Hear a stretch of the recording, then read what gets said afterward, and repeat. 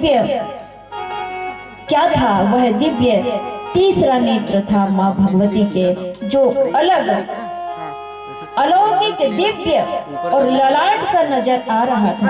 उधर उठा के ले जाओ, बीच में लेना। और बड़ा ही परम दिव्य अलौकिक के साथ अद्भुत भी लग रहा था। बस नहीं आता क्या? ये है ना सेंटर,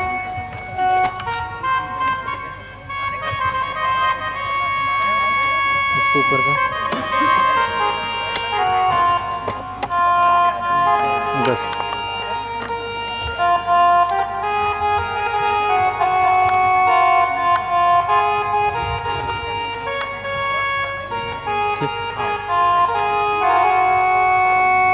जब भगवान शिव की दृष्टि माता जी के दिव्य ललाट पर पड़ी और वह दिव्य तेज रहित तीसरा नेत्र भगवान शिव को दिखाई पड़ा, दिव्य अलौकिक लगा, तो उनका मन ने ये कहा कि अगर मुझे मांगना है मां से तो यह नेत्र ही मुझे चाहिए। अगर ये नेत्र मुझे दे देती हैं तो बड़ा अच्छा रहेगा। भगवान शिव ने माता रानी के उस दिव्य ललाट और विराट अलौकिक और अद्भुत तीसरे नेत्र को ही मांग लिया,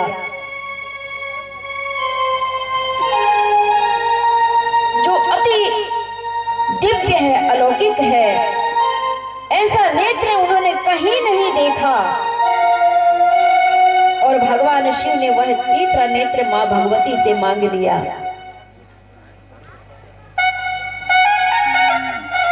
मां भगवती ने कहा तथास्तु, यह तीसरा नेत्र मैंने तुम्हें दिया। इस तरह भगवान शिव त्रिनेत्रधारी बन गए। इसलिए हम सभी मिलकर के भगवान शिव को त्र्यंबकेश्वर कहते हैं। बोलिए त्र्यंबकेश्वर महादेव की जय। इन्हें तो सभी जानते हैं, भगवान शिव को त्र्यंबकेश्वर के रूप में जाना जाता है। 12 ज्योतिर्लिंगों में भगवान शिव का त्र्यंबकेश्वर भी नाम है, जो भगवान शिव त्र्यंबकेश्वर के स्वरूप में नासिक में अपनी अलौकिक दिव्य छटा, अपनी वैभवशाली सत्ता के साथ त्र्यंबकेश्वर नासिक में विद्यमान है। बोली त्र्यंबकेश्वर भगवान की जय। सभी इस मंत्र को जानते हैं। ओम ओम जूम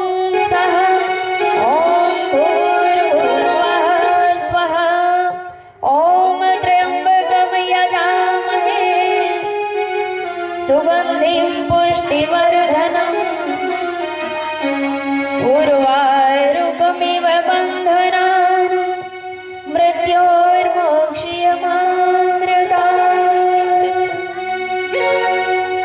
त्र्यंबकेश्वर के कारण भगवान शिव को मृत्युंजय भी कहा जाता है। मृत्यु पर विजय प्राप्त करने वाले भगवान शिव और मृत्यु पर विजय प्राप्त भी कराने वाले हैं भगवान शिव।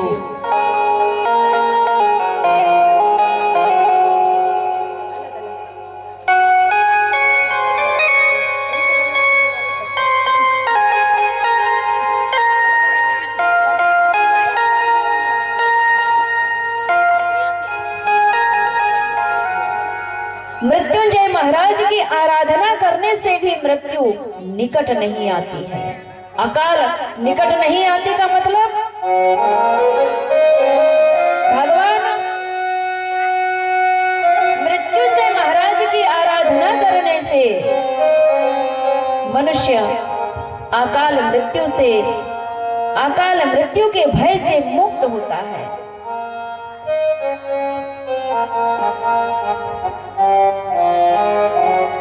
त्र्यंबकम का मतलब क्या होता है?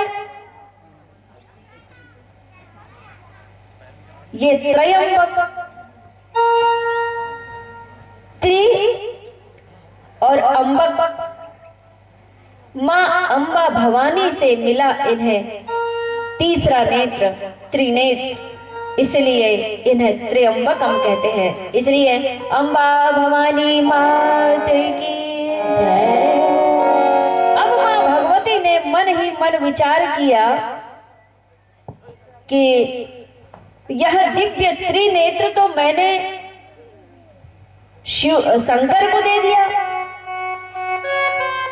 जबकि यह तीसरा नेत्र तो बड़ा ही भयंकर प्रलयकारी है, विनाशकारी है।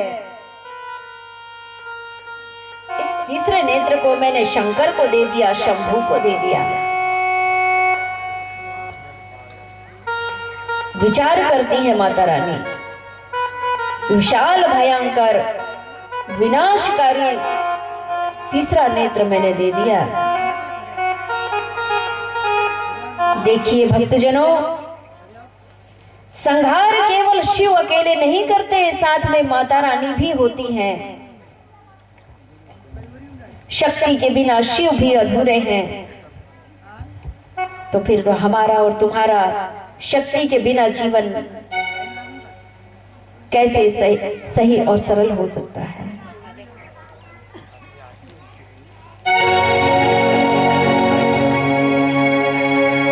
संहार तो विष्णु जी भी करते हैं, संहार शिव जी भी करते हैं और संहार करता है भगवान विष्णु जी भी हैं। पालन भी करते हैं और संहार भी करते हैं, लेकिन दोनों में अंतर क्या है? दोनों के संहार में अंतर क्या है? तो भक्तजनों, श्री हरि विष्णु जी, भगवान विष्णु वध करके भक्तों का संहार करते हैं, उद्धार करते हैं। रावण का उद्धार किया, कंस का उद्धार किया, और भी अन्य रामचरितमानस कथाओं में वर्णन है, महाभारत की कथाओं में वर्णन है। भगवान विष्णु ने वध करके संहार किया, उद्धार किया है। और मेरे महादेव ने, भगवान शिव ने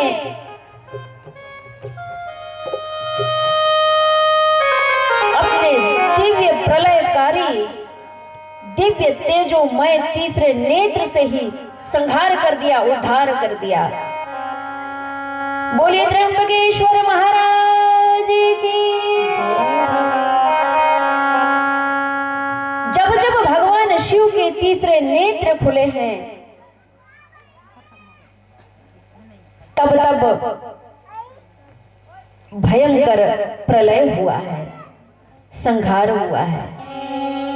नेत्र से केवल पकड़ के वध नहीं करते भगवान शिव, दूर से ही कर देते वो। कामदेव को देख लीजिए, कामदेव भी तीसरे नेत्र से कामदेव का उद्धार हो गया।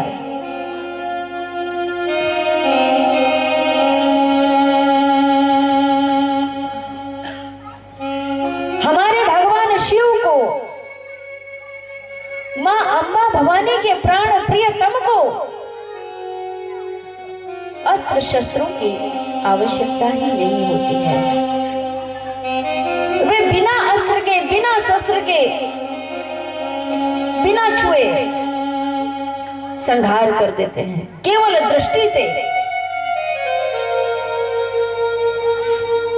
और वह तीसरा नेत्र भगवान को जब प्राप्त हुआ है,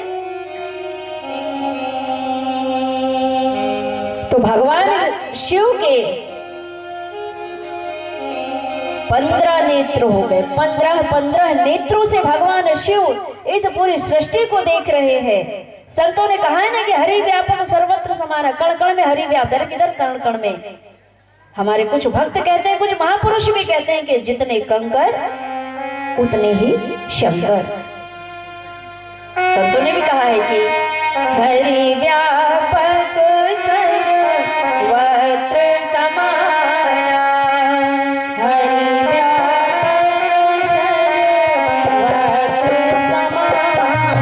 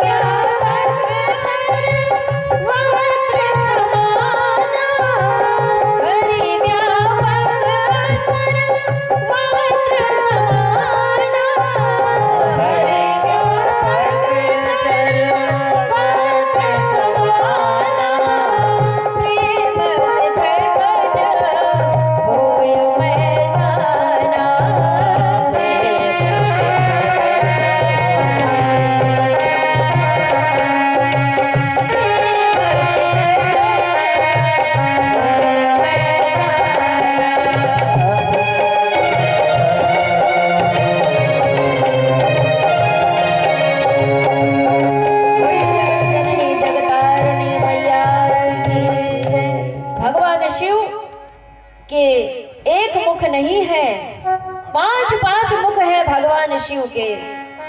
कितने मुख? 5-5 मुख। मेरे बाबा भोलेनाथ 5-5 मुख से भगवान सारे विश्व को देख रहे हैं। कण कण में उनकी दृष्टि है।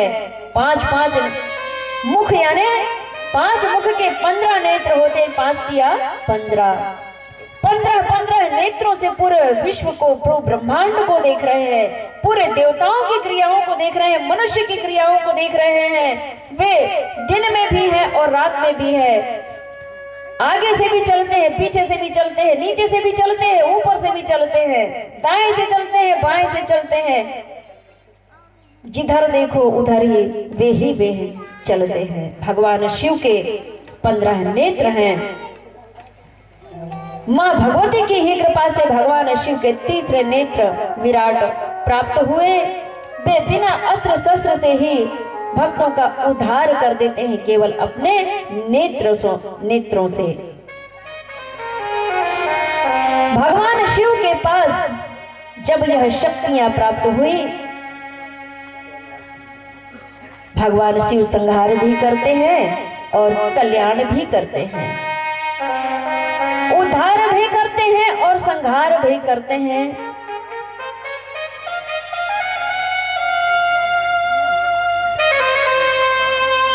संहार इसलिए करते हैं कि जीव का कल्याण हो,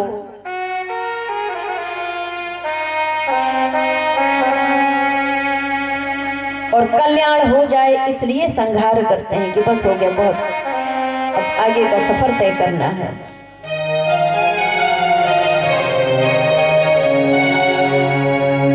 भगवान शिव ने विचार किया, मैं तो बहुत देर हो गया दोनों नेत्रों से माता रानी को देख रहा हूं, किंतु अब मेरा मन कर रहा है कि मैं तीसरा जो माता जी ने मुझे दिया है नेत्र, उससे मैं क्यों ना माता रानी को ही देख लूं। तो भगवान शिव ने मन में विचार किया कि जो नेत्र आपने मुझे दिया है तीसरा वाला, और मैं जब से आपको इन्हीं दोनों नेत्रों से निहारे जा रहा हूं, और जब यह नेत्र आपके पास था तो मैं ये देख रहा था कि यह नेत्र अत्यंत दिव्य है, अलौकिक है, परम तेजोमय है, दिव्य दृष्टि है, दिव्य तेजोमय है। लेकिन जब मेरे पास आया तो मैं ये कैसे भूल गया कि मैं आपके उसे दिए हुए दिव्य नेत्र से आपका दर्शन पान करता।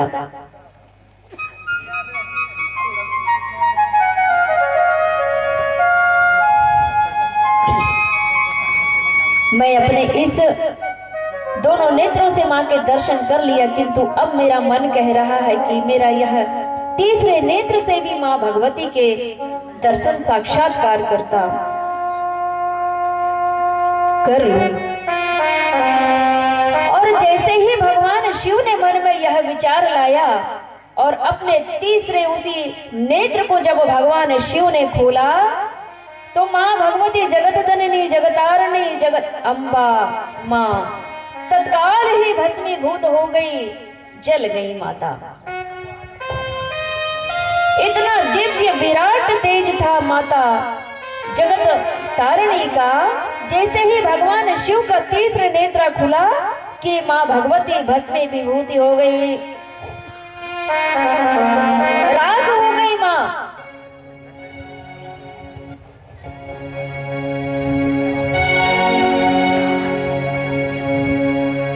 भगवान का इतना दिव्य विराट, दिव्य तेजो रहित तेजोमय तीसरे नेत्र से मां भगवती तत्काल ही भस्मीभूत हो गई, राख का ढेर हो गई मां जगत अम्बा। और भगवान शिव अकेले का नहीं, यह तीसरा नेत्र जो है ज्ञान का नेत्र होता है। यह हमारे आपके सबके अंदर यह दिव्य ज्ञान का तीसरा नेत्र विद्यमान है, किंतु यह ज्ञान के तीसरे नेत्र को खोलने वाला केवल और केवल सतगुरु ही होता है। सतगुरु, गुरु अनेक मिलेंगे जाएंगे आपको जीवन में, महिला गुरु भी मिल जाएंगी, पुरुष गुरु भी मिल जाएंगे, लेकिन सतगुरु मिलना मुश्किल है। गुरुदेव का मिलना आसान है पर सतगुरु मिलना मुश्किल है। और जिस समय आपको सदगुरु की प्राप्ति हो जाती है ईश्वर की कृपा से, तो सदगुरु की सत्संग करके उनके श्री मुखारविंद से ईश्वर का दिव्य महिमाओं का वर्णन सुन सुन करके फिर आप इतने ज्ञानी हो जाएंगे कि दिव्य गुरु को खोजने में आपको ज्यादा देरी नहीं लगेगी और आप अपने सदगुरु के बताए हुए मार्ग पर चल करके दिव्य गुरु को खोज निकालोगे, क्योंकि आप स्वयं इतने ज्ञानी हो जाओगे। हम इन दोनों दृष्टियों से केवल संसार को देखते हैं। ये माया रूपी संसार है, छलावे का संसार है, इसे हम दोनों दृष्टि से देखते हैं, लेकिन हमारा तीसरा नेत्र जो खोलता है, दिव्य दृष्टि, ज्ञान दृष्टि जो खोलता है, वो दिव्य गुरु परम इष्ट गुरु ही खोलता है। इसीलिए हमें दिव्य दृष्टि प्राप्त रहित संत, दिव्य ज्ञान प्राप्त रहित संत से हमें जुड़ना चाहिए। वे सिद्ध साधक महापुरुषों से जुड़ना हमें अति आवश्यक होता है। जिन महापुरुषों को अपने भीतर का तीसरे नेत्र को जागृत करना है, वे दिव्य ज्ञान रहित, दिव्य दृष्टि प्राप्त रहित संत से जुड़ेगा, उसका तीसरा नेत्र अवश्य खुलेगा। बड़े बड़े ऋषि मुनि महात्मा जन हजारों हजारों वर्ष से खंडरों के भीतर बैठ करके और ईश्वर की परम दिव्य आराधना कर रहे हैं, जगत अम्बा की दिव्य आराधना कर रहे हैं। उन्हें ना भूख लगती है, ना प्यास लगती है, ना जगत का मोह सताता है, ना कोई भय सताता है। भगवत भक्तों को कभी भय नहीं लगता। ईश्वर के भक्तों को भी कभी किसी से ईर्ष्या भाव नहीं होती है, दुर्वचन नहीं बोलते, दुर्भाव नहीं रखते, सद्भाव रहित जीवन यापन करते हैं और अपने भक्तों को भी सिखाते हैं। जब सद्गुरु की कृपा से आपका तीसरा नेत्र खुलता है, तब वह दिखाई देता है जो कभी दिखाई ही नहीं दिया। और जो साधारण जीवन जीते हैं मनुष्य, उन्हें भी जो कभी नहीं दिखाई दिया वो तब दिखाई देता है जब शरीर के पुर्जे पुर्जे में जंग लग जाती है, चलने के काबिल पैर नहीं होते, बोलने के लायक मुख नहीं होता, क्योंकि दांत ही नहीं होते। जब दांत ही खत्म हो गए तो शुद्ध भाषा कहां से निकलेगी? नहीं निकलती। शुद्ध मंत्र उच्चारण नहीं कर पाते हैं, राम नाम संकीर्तन नहीं कर पाते हैं।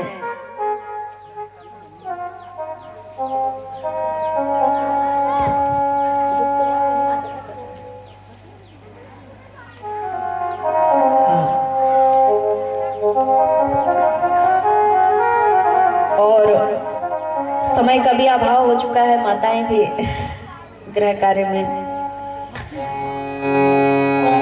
मैं भी संक्षेप में माँ भगवती की कथा समझाने वाली हूँ। माँ भगवती का प्राकट्य हो चुका है, अब थोड़ा सा कथा के आगे चलते, फिर बाकी की कथा कल मैं समझा पाऊंगी। और माँ भगवती की अगर कृपा हो गई तो अभी रात्रिकालीन अगर सत्संग हुआ तो भी यह दिव्य कथा का श्रवण पान हम अवश्य करेंगे। बोली जगत जननी जगतारिणी मैया की जय। जब हमें ईश्वर प्राप्ति का मार्ग खोज लेते हैं, ऐसा तब ज्ञात होता है जब शरीर के पुर्जे पुर्जे में जंग लग जाता है, श्वास भी अच्छे से नहीं चलती है, कमर भी नहीं बैठने देती है, वाणी मुख बोलने नहीं देता है, साफ साफ शब्द नहीं निकलते हैं ईश्वर प्रार्थना के लिए, क्योंकि दांत नहीं होता, घुटने काम नहीं कर रहे हैं, पैर नहीं चल रहे हैं कि मंदिर तक जाते। घर में बैठे बैठे भी भक्ति कर सकते हो, मंदिर जाने की भी आवश्यकता नहीं है। घर एक